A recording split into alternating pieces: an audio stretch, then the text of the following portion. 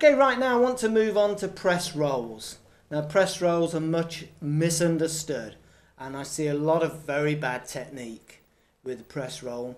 It's also known by lots of names, multiple bounce roll, buzz roll, crush roll. They're all the same thing. It's the pressed roll, and this is how you should be trying to build it up from scratch, taking several weeks to do it. Not minutes, but weeks.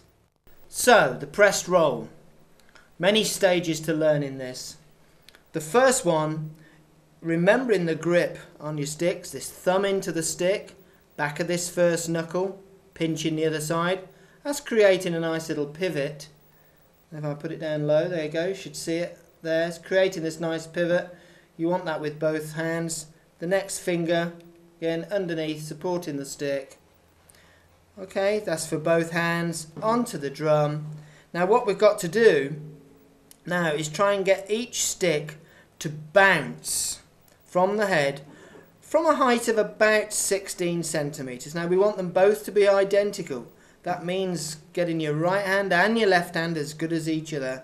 And we all know that if you're right-handed, your left hand isn't going to want to work so well. And obviously left-handed is going to be the other way.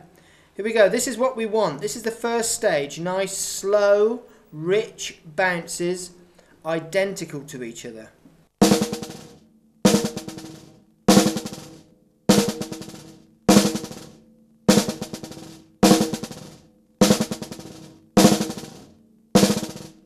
Now how do we achieve that? Well, it's a combination of how hard you grip here, how much throw you put into the stick, and really how firmly you pull it underneath with this finger as well as it hits the head.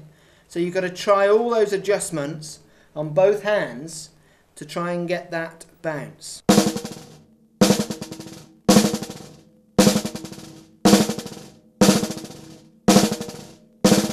Now this alone may take you several days of practice. Don't panic if it doesn't come together straight away.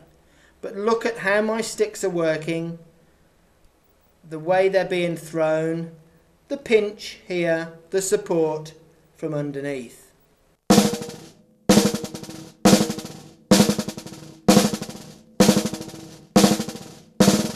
Now when you can do that consistently, the next thing is to try and increase the speed ever so slightly. Now as the strokes become faster, you will need to shorten the time that you spend doing the bounce. Otherwise they're going to overlap each other. Here we go, gradually increase the speed.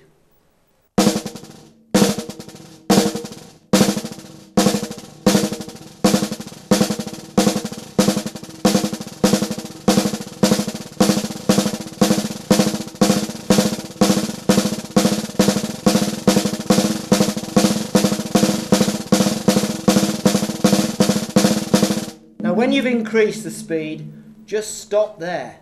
Don't keep going faster and faster and faster. Try and settle the quality of your roll at that new speed.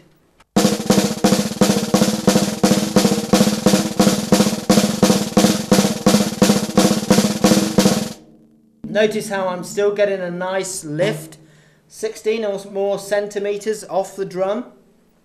Okay, evenly spaced. Both sticks bouncing as well as each other.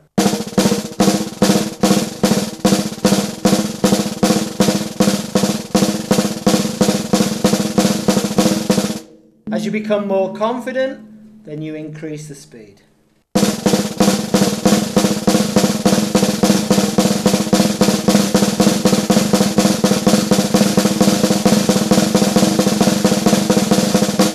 If the quality of the bounce from one or other of the sticks goes away, don't keep increasing the speed, you're wasting your time. Slow back down again, get the evenness of the strokes, get the quality of the bounce back.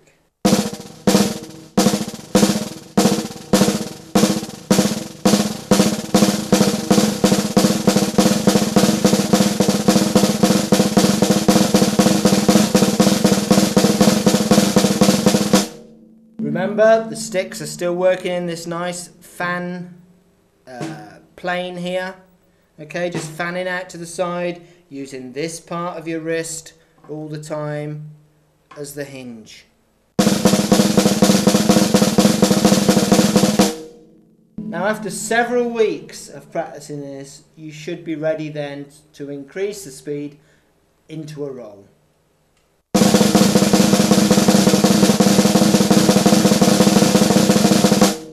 When you finish the roll, finish it with a nice tap, not the buzzed stroke.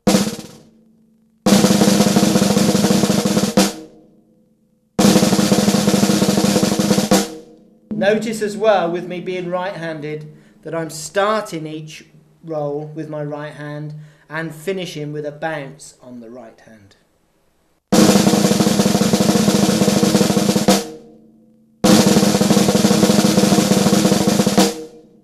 Okay, so that's the finished article. What are the two main mistakes that people make if they try to teach themselves? Okay, well, if they're right-handed, they'll achieve a half-decent bounce with their right hand. But with their left hand, it turns into a very short buzz.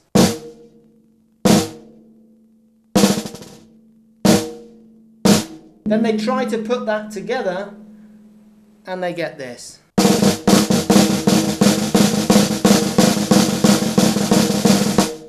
Now, if you've got nothing to compare that with, it can sound perhaps like a proper roll.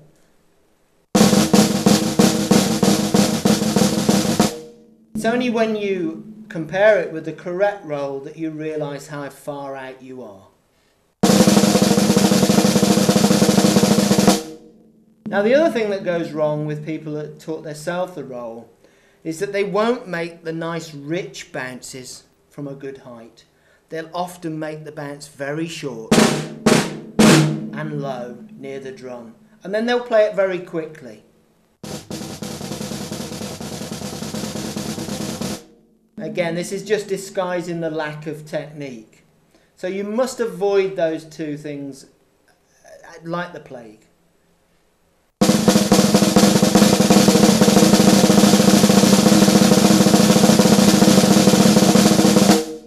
Finally, notice that the strokes, that's each lift of the wrist there, the strokes aren't that fast.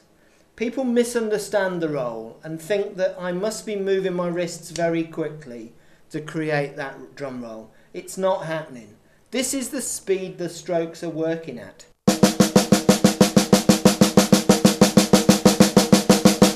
No faster than that. Let me convert that back into a roll.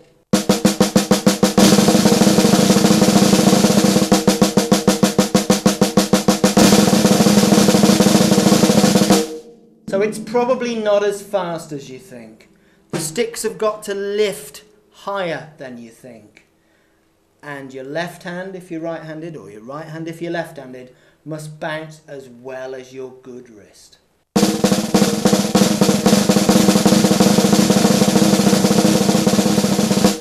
That's as far as I can go with the press roll on this video.